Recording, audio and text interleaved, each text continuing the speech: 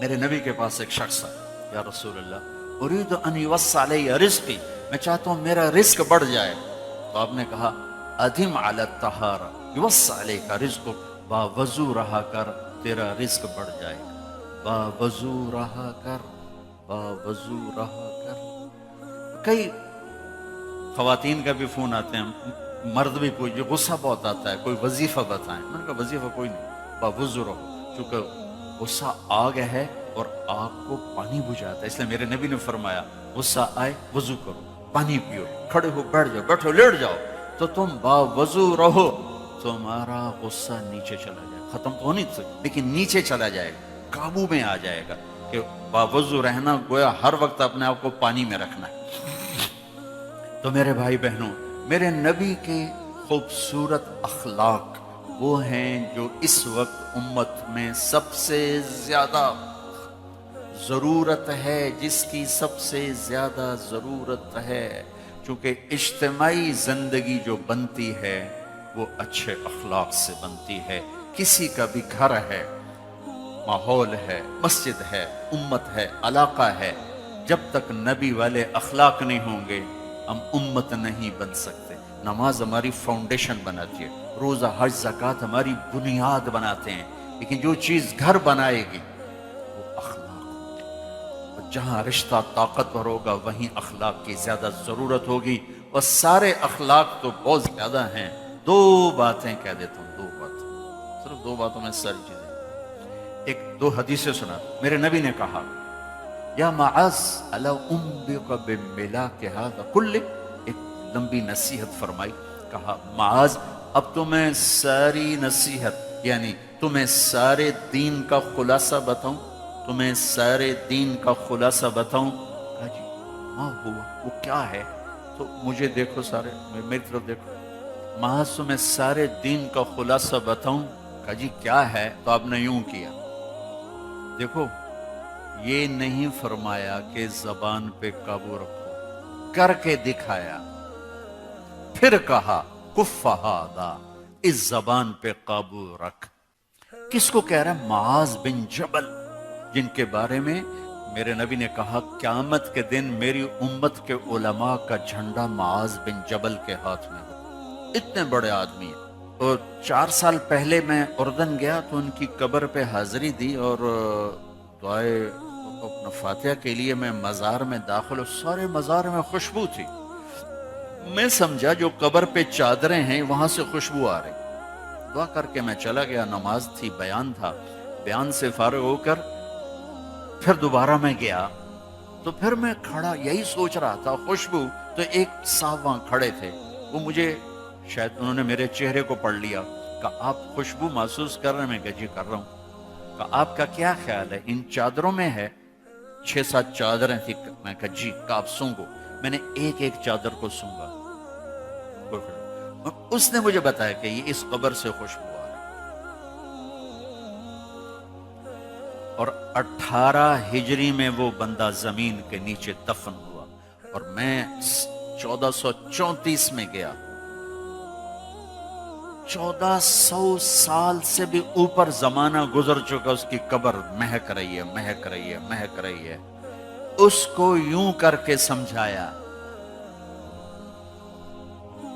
بھائیو میرے رب کی قسم، بڑے بڑے ٹرالوں کو بریک لگانا آسان ہے، جٹ جہازوں کو بریک لگانا آسان ہے، یہ کھل جائے تو اسے روکنا بڑا مشکل ہے. اس لیے میرے نے کہا کف ھذا، زبان روکو، زبان روکو. اس سے گالی، اس سے جھوٹ، اس سے غیبت، اس سے چغلی، اس سے بہتان بازی، اس سے طنز طانے کا یہ نکال دو. سب سے پہلا جو اس وقت کرنے کا کام ہے وہ آپس کی محبتوں کو بڑھانے کا ہے. اور محبتوں کو بڑھانے کے لیے سب سے پہلا کام ہے زبان، زبان، زبان. میرے نبی نے فرمایا صدقہ کرو.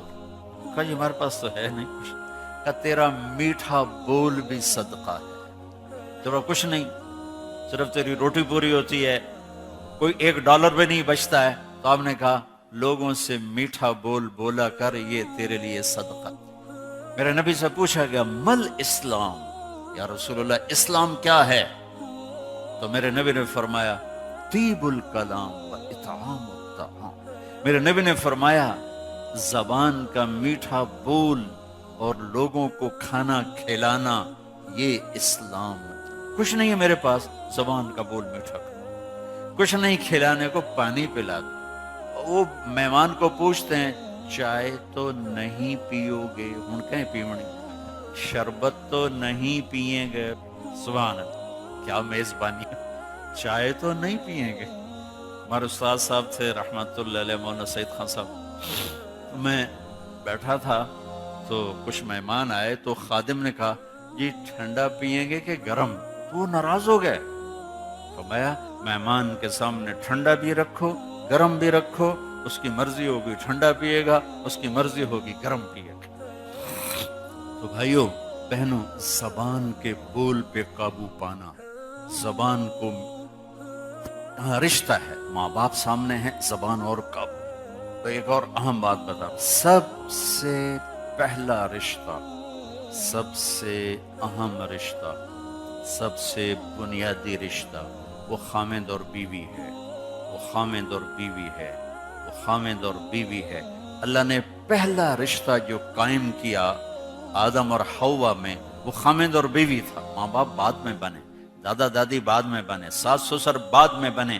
پہلا رشتہ خامند اور بیوی ہے، اور آخری رشتہ بھی خامند اور بیوی ہے کہ جنت میں ہر مرد اپنی بیوی کے ساتھ اور ہر عورت اپنے خامند کے ساتھ زندگی گزار رہی ہے. سارے رشتے بیچ میں سے نکل جاتے ہیں. اور یہاں تو اگر اللہ زندگی دے دے تو ماں پیو کل نہیں ہوندے، دو میں بیٹھے ہوندے بیچارے.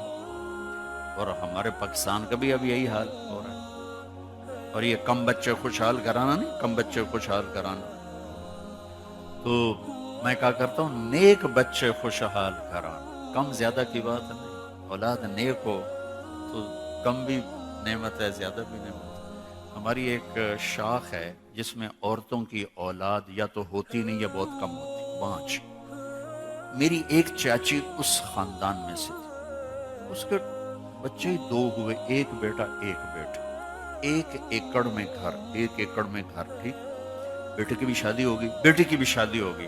اب میری چاچی کیا کہے، شالا کسے دے 2 نہ ہوں میں، شالا کسے دے 2 نہ ہوں میں. اللہ کہہ رہے کسی کے 2 نہ ہوں. بیٹے کو بیگم لے گئی، بیٹی کو خامد لے گیا. او کلی ڈو ڈو کر دی بیٹی، شالا کسے دے 2 نہ ہوں میں، شالا کسے دے 2 نہ ہوں میں. اللہ کہہ رہے کسی کے 2 نہ ہوں. جہاں رشتہ گہرا ہوتا ہے وہاں زبان کا بول احتیاط کا تقاضا کرتا ہے. سب سے اہم رشتہ ہے. اللہ نے کسی رشتے کو یہ نہیں کہا کہ یہ میری نشانی ہے. صرف ایک رشتے کو اللہ نے کہا یہ میری نشانی ہے، وہ خامد اور بیوی ہے. تمہیں اولاد دی، اللہ کہتا ہے میری نشانی. تمہیں ماں باپ دیے، اللہ کہتا ہے میری نشانی. ایسے نہیں، صرف ایک رشتہ. من آیاتہ، من آیاتہ، میری بہت بڑی نشانی ہے. ان خلق لکم من انفسکم ازواجا لتسکنوا الیہا، میری بہت بڑی نشانی ہے کہ میں نے تمہیں خامند اور بیوی کے رشتے میں جوڑا. یہاں زبان کا بول بہت احتیاط ہو جاتا، بہت احتیاط. کیونکہ گھر جب بنتا ہے تو معاشرہ بنتا ہے، اور گھروں کو جس چیز نے توڑا یہ زبان ہے، قوم کو جس چیز نے توڑا یہ زبان ہے، معاشرے کو جس چیز نے توڑا وہ یہ زبان ہے، بھائی کو بھائی سے توڑ دیا وہ یہ زبان ہے، دوست کو دوست کا دشمن بنایا وہ یہ زبان ہے، رشتے سفید ہو گئے وہ یہ زبان ہے، آپس میں قتل و غارت تک پہنچے یہ زبان ہے. زبان جس کی قابو میں آ گئی، اس لیے میرے نبی نے کہا میرے پورے دین کا خلاصہ ہے زبان قابو. محبت کا بول بولنا سیکھیں بھائیو، جیسے نماز نہیں سیکھتے، روزہ سیکھتے، حج سیکھتے، زکوٰۃ سیکھتے. یہ ماں باپ کے ذمہ ہے، میرے ذمہ ہے کہ میں سیکھوں کہ میں ایسا بول کیسا بولوں کہ میں کسی کا دل نہ توڑوں، کسی کی دل آزاری نہ ہو، کسی کو میری وجہ سے دکھ نہ پہنچے.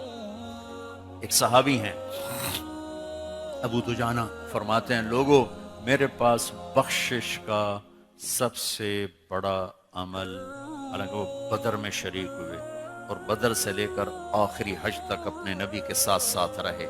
ایسے صحابہ 200-250 سے زیادہ نہیں ہیں لیکن وہ فرماتے ہیں لوگوں میرے پاس بخشش کا سب سے بڑا عمل ایک ہے کہ میں نے اپنی زبان سے کبھی کسی کو تکلیف نہیں پہنچائی اور میرے دل میں کسی کے بارے میں کوئی نفرت نہیں۔ میرے بھائی بہنوں، آپ ایک دور دراز ملک میں پہنچ چکے ہیں، آپس کی امت بن کے چلنا ہے تو معاف کرنا سیکھنا ہوگا، درگزر کرنا سیکھنا ہوگا، زبان کا بول میٹھا بنانا ہوگا، گھر سے غیبت کو نکالیں، طنز طانے کو نکالیں، کوئی شدت کمی بیشی ہو تو صبر کر جائیں، برداشت کر جائیں، اس کی ٹھنڈک اور محبت کو آپ ساری زندگی محسوس فرمائیں۔ غصے کا نکال دینا تھوڑی دیر کی سیٹسفیکشن ساری زندگی کی ندامت ہے۔ لقمان علیہ السلام کا فرمان ہے چپ رہنے پہ کبھی نہیں پچھتایا، ہمیشہ اپنے بول پہ پچھتایا۔ تو بھائیو، اپنے اندر امت بننے کی اگر رونق دیکھنا چاہتے ہیں تو یہ زبان کا بول، زبان کا بول، زبان کا بول، اسے میٹھا بنانے کی کوشش کرو، اسے درگزر کرنے کی کوشش کرو، معاف کرنے کی۔ اب گالی کے جواب میں گالی نہ ہو، یا چپ ہو جاؤ یا دعا دو، برائی کے بدلے میں برائی نہ ہو، اچھائی کرو، اللہ کی چھاؤں آپ کے اوپر ہو جائے۔